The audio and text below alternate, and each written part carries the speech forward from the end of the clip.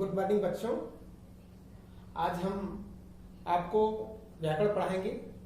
ये कहने को तो आपके कक्षा 6 के लिए है, लेकिन हम आपको बता दें कि ये व्याकरण के बिना कोई भी छोटा से छोटा कंपटीशन से लेकर बड़े से बड़ा कंपटीशन, यहां तक कि आईएएस के कंपटीशन, कक्षा 6 की व्याकरण है। लेकिन इस व्याकरण के बिना कोई भी, फिर से आपको बता देते हैं, कोई भी परीक्षा, छोटी से छोटी और बड़ी से बड़ी परीक्षा, इसके बिना कोई नहीं देता है। इसको पढ़ना ही पड़ेगा।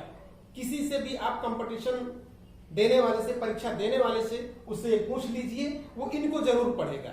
इसलिए आज हम इसको बहुत बारीकी से और बहुत ही व्याख्यात्मक तरीके से आपको व्याकरण सिखाते हैं। और यदि आप कक्षा 6 में ही व्याकरण सीख गए तो समझिए आपको कितनी व्याकरण कंप्लीट हो जाएगी। आप किसी का भी मुकाबला कर सकते हैं। छोटी छोटी चीजें यदि आप सीख गए तो ये कक्षा 6 की व्याकरण है। कक्षा 6 की संस्कृत में की बुक में लास्ट में दी हुई है, और इस बुक के बिना, इसको पढ़े बिना कोई भी परीक्षा नहीं दी जाती। इसलिए चलिए आज हम आप शुरू करते हैं कक्षा 6 की व्याकरण। तो वर्ण से शुरू करते हैं। कैसे? वर्ण, स्वर और व्यंजन किस तरह के होते हैं? स्वर और व्यंजन, यानी कि जो मात्राएं होती हैं वो स्वर होते हैं, और जो व्यंजन वर्णमाला होते हैं, वर्णमाला में सभी आते हैं। स्वर और व्यंजन, स्वर में छोटे आ, बड़ा आ, छोटी ई, बड़ी ई, ये स्वर होते हैं। व्यंजन क, ख, ग, घ, इस तरह से आप पढ़े होंगे, पहले ही प्राइमरी सेक्शन में पढ़ा दिया जाता है। कक्षा 6 में यहां से शुरुआत है। इसके बाद आपको ये जानना जरूरी है कि ह्रस्व स्वर क्या है, दीर्घ स्वर क्या है। अभी तक आपने छोटा आ, बड़ा आ, छोटी ई, बड़ी इस तरह से पढ़े होंगे। तो अब छोटी ई, बड़ी ई का रूप बदल जाता है। अब उसको हम इस तरह से कहते हैं ह्रस्व। ह्रस्व माने छोटा, दीर्घ, दीर्घ माने बड़ा। तो छोटा आ, छोटी ई, छोटा उ, री और ली, इसको हम क्या कहते हैं? ह्रस्व स्वर। अब हम क्या कहेंगे? जब भी छोटा आ जाए तो इसको हम ह्रस्व आ, ह्रस्व ई, ह्रस्व उ, ह्रस्व री, ह्रस्व ली कहेंगे। इसी तरह दीर्घ स्वर। दीर्घ स्वर कौन से? बड़ा आ, बड़ी ई, बड़ा उ, बड़ा री, इस तरह से जो आप पढ़ते हैं इनको हम कहते हैं दीर्घ आ, दीर्घ ई, दीर्घ उ, दीर्घ री। इस तरह से हम कक्षा 6 में पढ़ते हैं। ये है तुम्हारे ह्रस्व और दीर्घ स्वर। इसी तरह से संयुक्त स्वर कौन कौन से हैं? ए, ऐ, ओ और औ। ये क्या है? संयुक्त स्वर है। संयुक्त स्वर ए, ऐ, ओ, औ। यदि कोई पूछे आपके संयुक्त स्वर कौन से हैं, तो आप कहेंगे ए, ऐ, ओ, औ। इसी तरह से व्यंजन। अब हम आपको व्यंजन बताएंगे। व्यंजन का वर्ग। का वर्ग में कौन कौन से? क, ख, ग, घ, अंग। ये क्या है? ये का वर्ग के व्यंजन है। चा वर्ग के व्यंजन कौन से? च, छ, ज, झ, इया, ये चा वर्ग के व्यंजन है। टा वर्ग के व्यंजन कौन से हैं? ट, ठ, ड, ढ, अड़ा, ये टा वर्ग के व्यंजन है। ता वर्ग के व्यंजन कौन से हैं? ता, थ, द, ध और ना। इसी प्रकार से पा वर्ग के व्यंजन है पा, फ, ब, भ और म। इसी को हम स्पर्श वर्ण भी कहते हैं। स्पर्श वर्ण कहां से कहां तक होते हैं? का से लेकर के म तक। यदि कोई आपसे पूछे स्पर्श व्यंजन कौन कौन से होते हैं, कहां से कहां तक होते हैं, तो आप सीधा कह देंगे स्पर्श व्यंजन का से लेकर के म तक होते हैं। कोई भी पूछे कि स्पर्श व्यंजन कहां से, का से लेकर म तक होते हैं। इसी प्रकार से अंतस्थ व्यंजन होते हैं। अंतस्थ व्यंजन क्या है? या, रा, ला, वा, ये क्या है? अंतस्थ व्यंजन। कोई आपसे पूछता है अंतस्थ व्यंजन बताइए, आप तुरंत बता दीजिए या, रा, ला, वा। उस व्यंजन आपसे पूछता है कोई, उस व्यंजन कौन कौन से हैं? श, ख, स, ह। बार बार इनको पढ़िए। संयुक्ताक्षर, दो वर्णों से मिलकर जो बने हुए हैं उनको हम संयुक्ताक्षर कहते हैं। संयुक्ताक्षर अक्सर परीक्षाओं में पूछे जाते हैं कि ये वर्णों से मिलकर कौन सा अक्षर बनता है। तो आप जान लीजिए का यानी कि ये हलंत लगी हुई है, इसमें हलंत लगा हुआ है, का के नीचे हलंत, इनमें का के नीचे हलंत नहीं, इसमें आ छिपा हुआ है। इसमें सब में का खा गा घा जब हम पढ़ेंगे तो इसमें का के साथ आ भी लगा हुआ, आ स्वर भी लगा हुआ, तभी हम इसका उच्चारण करते हैं। अदरवाइज अगर ऐसा नहीं होता है तो का के नीचे यदि हलंत कर देंगे तो बिना दूसरे वर्ड के उच्चारण इसका नहीं होता है। तो का के नीचे हलंत लगा करके धन खटकोण वाला खा कर देंगे तो का के नीचे हलंत धन खटकोण वाला खा छतरी वाला छा बन जाता है। अच्छे से याद रखिएगा, का के नीचे हलंत लगा के और इसमें अगर खटकोण वाला खा जोड़ देते तो छतरी वाला छा बन जाता है। इसी प्रकार ता के नीचे हलंत लगा के धन रा कर देते हैं, ता और रा मिलाकर क्या हो जाता है, त्रा बन जाता है। इसी प्रकार जा धन इया, जा के नीचे हलंत और इया यह ज्ञा बनता है, जा और इया मिलाकर के क्या बनता है, गा बनता है। शा और रा मिला के, शा और रा मिला के क्या बनता है, स्रा। अनुनासिक व्यंजन कौन से हैं?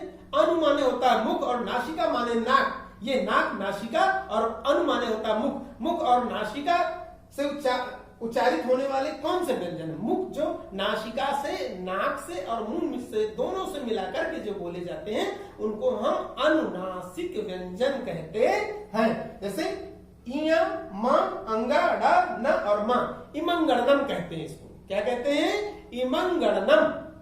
अनुनासिक व्यंजन यानी कि मुख और नासिका से जो शब्द, जो वर्ण उच्चारित होते हैं, मुख और नासिका से उच्चारित होने वाले वर्णों को हम अनुनासिक वर्ण कहते हैं। अनुनासिक वर्ण कौन से हैं? इमंगणनम। ये इमंगणनम, इसको इमंगणनम इस तरह से याद रखिए। और आगे देखिए अयोगवाह। अयोगवाह क्या है? अनुस्वार कैसे लगाते हैं? अभी ये चिन्ह आप अक्सर देखे होंगे, इनको कहते क्या है आइए बताते हैं। अनुस्वार, आ के नीचे एक बिंदी ऊपर लगी होती है, इसको हम अनुस्वार कैसे लिखते हैं? ये अनुस्वार एक बिंदी ऊपर अनुस्वार है। विसर्ग, आ के नीचे जैसे रामह लिखते हैं तो इस तरह से दो बिंदियां होती हैं, इसको हम क्या कहते हैं? विसर्ग कहते हैं। चंद्र बिंदु कैसे, जैसे चांद लिखते हैं तो ऊपर इस तरह से चंद्र बिंदु लगा है तो इसको हम चंद्र बिंदु कहते हैं। इसी तरह से चंद्री, केवल कभी कभी बिंदु नहीं लगा होता है, इसमें ऐसे चिन्ह लगा होता है, इसको हम आगाती ध्वनि कहते हैं या इसको हम चंद्री कहते हैं। अब वर्णों का उच्चारण स्थान, अब वर्णों के उच्चारण जैसे कंठ से कुछ शब्द उच्चारित होते हैं, कुछ ओष्ठ से उच्चारित, जैसे अगर हम पा वाली कहें और पा को नीचे ऊपर कर दे और हम पा को पा कहना है हमें, और पा इस तरह से अगर पहना है और पा हम ओठ ना जोड़े तो हम पा नहीं कह सकते हैं।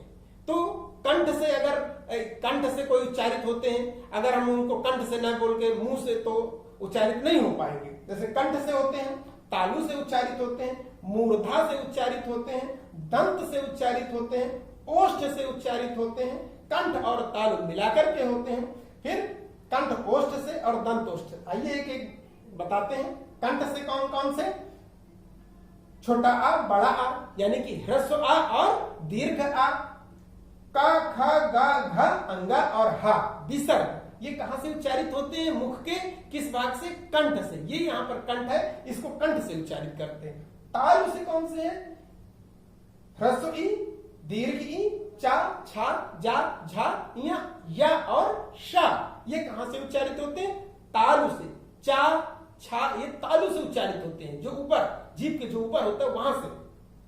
मूर्धा से, जैसे टा, जब हम टा शब्द कहते हैं तो मूर्धा, तो हमारी जीभ क्या है? ऊपर टा, ठा, डा ऐसे करती है। तो मूर्धा, री, दीर्घ री, टा, ठा, डा, ढा, अड़ा, रा और शा। तो ये क्या है? मूर्धा से उच्चारित होते हैं। यदि हम जीभ के अगले भाग को पकड़ लें और हम ये वाली लाइन बोलना चाहें और जीभ को पलटा लें या जीभ कुछ ना करें तो हम मूर्धा के शब्द जो मूर्धा से उच्चारित होते हैं उनको हम नहीं बोल सकते हैं। तो मूर्धा से री, टा, ठा, डा, ढा, अड़ा और रा और शा होते हैं। तो परीक्षा में आ जाए कंठ से उच्चारित होने वाले कौन से शब्द वर्ण हैं, तो हम कहेंगे का, खा, गा वाले। यानी कि इसका हम सूत्र भी क्या है? अकु विसर्जनीय नाम कंठ। यदि और आपको विस्तृत से इसको पढ़ना है वर्डों के उच्चारण स्थान, तो हमारा एक और वीडियो है इसी पर, उस वीडियो को आप पीछे जाके देखिएगा। तो ये सारी जितनी भी चीजें हैं ये पिछले वीडियो में हम पहले भी पढ़ा चुके, लेकिन ये मुख्य रूप से कक्षा 6 में जो कोर्स दिया हुआ है कक्षा 6 के कोर्स के लिए, इसलिए हम उसी कक्षा 6 के कोर्स के हिसाब से इसको पढ़ा रहे हैं। कंठ, ताल, मूर्धा, दंत। दंत से उच्चारित होने वाले कौन कौन से हैं? लृ, ता, थ, द, ध, न, ला और सा। ये कहां से? दंत से उच्चारित होते हैं। जो जिनके दांत नहीं होते हैं या मसूड़े या ये सब दंत से बोले जाते हैं। दांत, ता, थ, द, ध, न, ला और सा, ये दांत से उच्चारित होते हैं। ओष्ठ से उ यानी कि ह्रस्व उ, दीर्घ उ, प, फ, ब, भ, म, इस तरह से ये होष्ठ से ओठ से उच्चारित होते हैं। कंठ और ताल से ए, ऐ, कंठ और ओष्ठ से ओ, औ, दंत और ओष्ठ से वा उच्चारित। इनको आप बार बार पढ़िए, बार बार रटिए, बहुत अच्छी तरह से आपको कंठस्थ हो जाएंगे। और ये इतना ही नहीं, ये आपको आजीवन जब तक आप रहेंगे, जब तक आप परीक्षा देते रहेंगे, परीक्षाएं देते रहेंगे, तब तक आपको बार बार ये पढ़ना पड़ेगा। इससे अच्छा कक्षा 6 में ही आप रट डालिए, आपको दूसरों को भी पढ़ाएंगे, दूसरों को भी आप बताने लगेंगे कि कंठ ताल से उच्चारित होने वाले कौन से शब्द हैं। आपको अभी से कक्षा 6 से ही याद हो जाएगा। तो ये सब याद कर डालिए। इसके बाद आपके ही कोर्स में माहेश्वर सूत्र है। माहेश्वर सूत्रों को हम पाणिनि के 14 माहेश्वर सूत्र कहते हैं। इनको पाणिनि के सूत्र भी कहा जाता है। कौन कौन से? ऊपर से देखिए, अ, ई, उ, ड़, ये पहला सूत्र। दूसरा रि, लृ, क। तीसरा ए, ओ, ग। चौथा ऐ, औ, च। ह, पांचवा ह, य, व, र, ट। इसके बाद ल, ड़, इमं, गणनम, झ, भ, इ, घ, ढ, ध, श, ज, ब, ग, ड, द, श, ख, फ, छ, ठ, थ, च, ट, त, व, क, प, य, श, ख, स, र।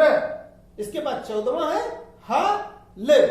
इस तरह से ये माहेश्वर सूत्र 14 माहेश्वर सूत्र हैं। आप इनको क्रमशः अयुड, रिलरिक, एवं, ऐ, औच, है, वरट, लड़, इमं, गणनम, झबई, घ, ड, द, श, ज, ब, ग, ड, द, श, ख, फ, छ, ठ, थ, च, ट, त, व, कपय, शख, शर, हल। इस तरह से आप सभी बार बार याद करिए, याद हो जाएंगे। आपको कक्षा 6 में ही यदि याद हो गए तो आपके लिए बहुत बड़ा काम हो जाएगा। इसके बाद इनको प्रत्याहार बनाया जाता है। ये नीचे से हमने प्रत्याहार बनाया, यहां लिखना भूल गए। यहां से प्रत्याहार, अक प्रत्याहार, एंग प्रत्याहार, एच प्रत्याहार, एच प्रत्याहार, अच प्रत्याहार, जस प्रत्याहार। यहां पर आप लिख लीजिए ये प्रत्याहार है। प्रत्याहार बनाना, यहां पर लिख लीजिए प्रत्याहार बनाना। कैसे प्रत्याहार? जैसे अक, बहुत सरल है, बिल्कुल एक एक समझे। अक, आ से लेकर के का तक के, यहां लिखा है अ और का, तो आ से लेकर के का तक। तो आ से आ, ई, उ, री और ली, ये अड़ा, ये लास्ट अंतिम में जितना अड़ा, क, अंगा, च, ट, अड़ा, म, जितने भी अंत में दिए इसकी इंत संज्ञा होती है। तो क्या होता है, इनको हम प्रत्याहार बनाते समय अंत वाला हम वर्ड छोड़ देते हैं।